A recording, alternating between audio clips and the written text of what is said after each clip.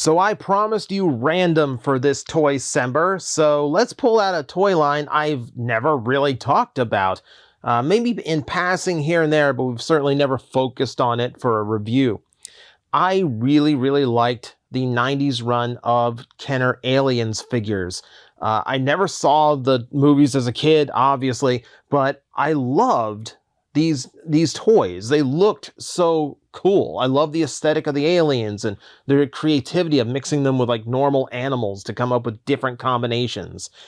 Now, the Marines were largely boring, just kind of standard G.I. Joe looking guys. But this one stood out and became one of my absolute favorite toys growing up. This is ATAX.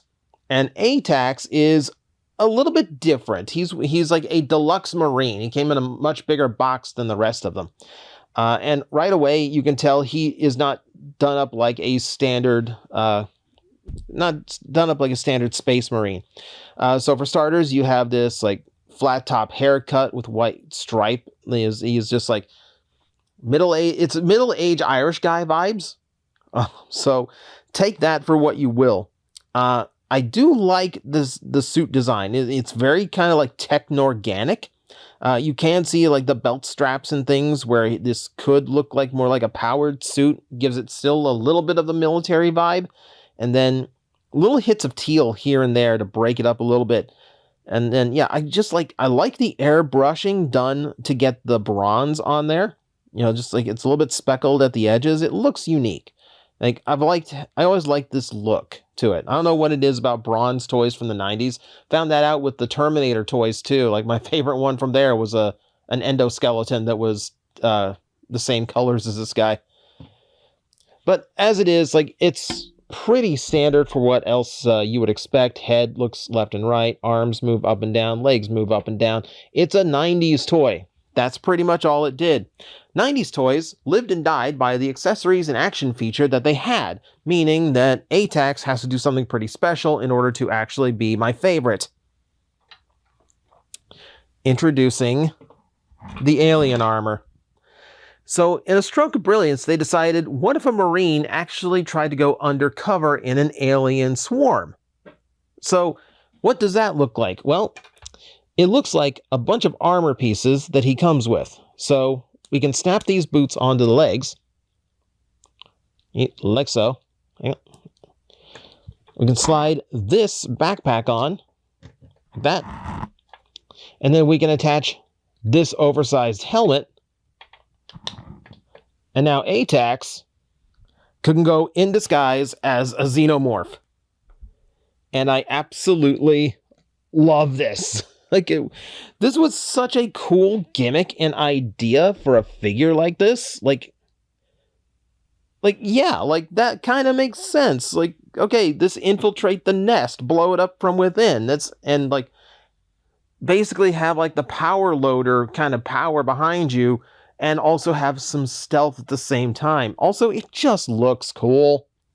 You know, like if we take a look, like the black armor, you know, it has this like semi-organic nature to it, but you can still see the mechanical element, like especially if we get to the arms.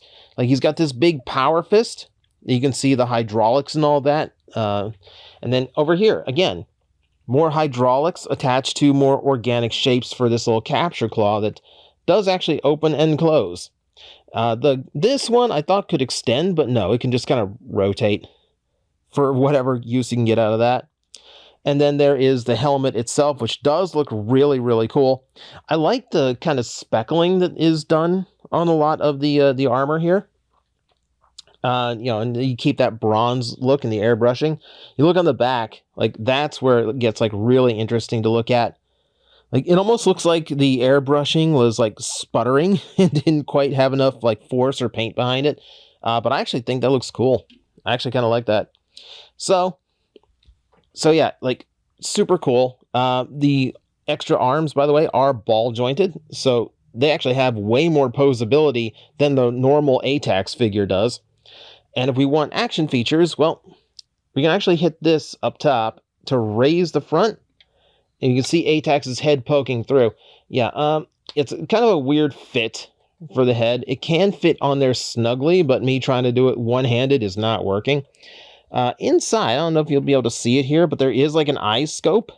So it does like actually have the sculpting to look like he is like visually looking out from the alien head. And then, because it's the 90s, firing missile gimmick. Because of course you had to have that. I don't think Kenner did many figures in the 90s that weren't spring-loaded on some level. So that is one of my favorite childhood toys. I loved just like taking the armor on and off, like it was like the aliens fighting him, like ripping it off bit by bit. Like again, love the look and the color of it. Yeah, just the idea of like a mechanical xenomorph was really, really cool. I wish they did more like this. Like this was like the creativity they had with that line, and I wish that kind of spirit continued, because it's just kind of like just xenomorph after xenomorph now. I don't know. I kind of miss it. But I've got this guy in my collection now. It's a nice little blast from my past, and always happy to see him again.